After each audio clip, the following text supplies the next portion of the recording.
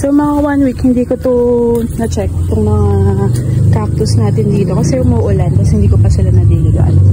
So ako nakikita ko dry sila. Tingnan niyo siya, dry siya kasi yung thorns niya. Ayan. So kapag marami na kayong mga cactus, thorns pa lang, alam niyo na dry. Tulog na, oh. Thorns pa lang, alam nyo na dry. Ayan. So, dry sila. Naanggihan lang kasi sila. At saka kapag nangingitim yung dulo ng inyong thorns, it means nasusunod na sila. Ayun. Ayun. Ang init, grabe. Ang kaaga. Ayan. So, alisin ko na to para ma-check natin sila. Wait lang. Ayan. Na-remove na natin yung ating mga net, shaded net. So, alam nyo, kapag mga gymnocalycium and gymnocalycium lang, kahit 1 month na hindi ko sila i-check, alam ko okay sila kasi, kaya naman nila mabuhay ng matagal nang walang water. Ayan. So, basa yung, nila, yung soil because of the masato. Madilaw, like this one. Basa din siya. Tapos, ito, mga siguro pangatlong flowering na niya na hindi ko nakikita. Nakakalimutan ko kasi. In fairness naman kay Gymnocalycium obductum, ayan, ang ganda ng thorns niya. And ang bagal niya talagang lumaki. Tingin ko need ko na siya i-repat. Pero saka na lang. So ano na po siya sa akin, magtatatlong taon na siguro or 2. So magpa-flower na naman si Turtle Astro. Itong Turtle Astro na yan, minsan abnormal yung flower niya.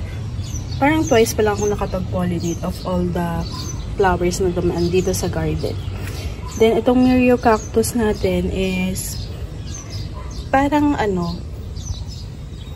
parang meron siyang problema. Siguro kailangan ko lang siyang i-rotate. Rotate natin. Meron na itong flower na malaki na tanggal. Ewan ko ba. Baka gusto niya siguro mas morning sunlight. And then yung variegated natin, okay lang siya. Chill lang siya dito.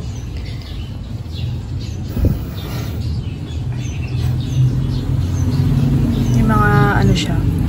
Hindi ko alam kung scar ito. Pero nabili ka na yung may ganyan lang. So yun. Tapos ito yung may scar natin na Gymnocalycium before. Okay na siya. In time is gumaling na siya. Ayan. Nagiging green na siya. Finally. Naninilaw kasi dati. Tapos, ayun, okay naman sila. So, mga nag-flowering, hindi na ako nakapag-pollinate. Ayun yung ating litops na nag-boom. Tapos, ayun pa rin yung ating cristata na nagmamaganda. Ganyan yung kulay niya, ang ganda. Asan pa ba ibang cristata natin? Ayan, yung pa-flower na naman. Dami na namang damo. Ayan. Ayun, yung cristata natin na nagmamaganda masyado. Wow, hanggang dito, inabot yung ulan. Ayan yung mga cristata natin. Ang ganda. Tapos ito yung mga napropa sa grafted cactus. Ayan. Meron ako nag-grow na Monroe.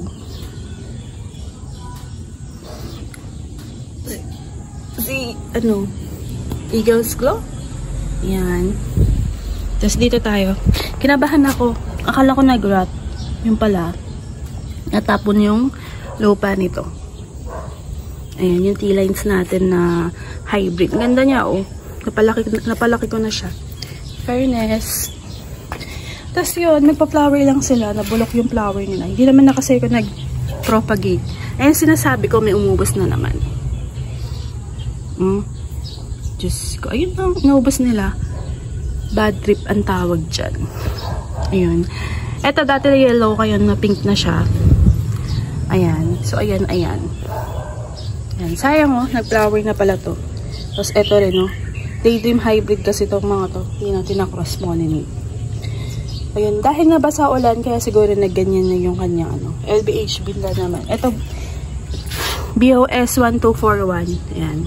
Mga natin. Ganda ng flower bud niya, oh. Dito sa second floor. Ayan. Wala pa ring update kay Snow Peach or Peach Snow. Ayan, walang carry lang sila. Kaya lang, itong aking, ano, mukhang, ayun, nag-rat siya. Oh. Sad naman. Yung aking, ano, nawala nito. Dapat siguro hindi ko na to pinakailaman. Sana maayos pa siya. Anyway, ayusin ko yan later. Tapos yung iba nating mga cactus. Hindi ko pa na-upload yung vlog na ito Abangan nyo po. Ayun. Ay. Ayan. Hiningal ako. May nagrat ako na ano. Sayang. Malaki pa naman siya. Nakakainis. Baka si ano pa yan. Hindi naman siguro. Ayun, nagrat siya. Sayang naman. Lagi itong nabasa sa ulan Anyway, okay lang. So, may nag-flower na dito. Hindi ko naman nakita. Yun. Tapos yun, nagbunga. Ayan. Yun lang yung update natin. Okay naman sila. Kahit na hindi ko sila ganun tingnan. Ang problema lang naman dyan is mga pest talaga. Ayan. Stress na stress yung kulay nila. Diba? Wapak. Diba? Ganda-gandahan lang. Ayun. Tapos yung ating ano. Ma-remove na nga yung mga bulok-bulok na yan later. So, yun lang. Eto. Sabi niya, yay! Lagi akong nauulanan. Kainis naman. Ayun. Nag-boom na tong isa. So, yun lang ang ating update. Okay naman ang ating mga cactus. So, thank you for watching at everything nice at Mitch. Succulent love. This is your nurse Blandita saying God bless po at lagi mag-ingat.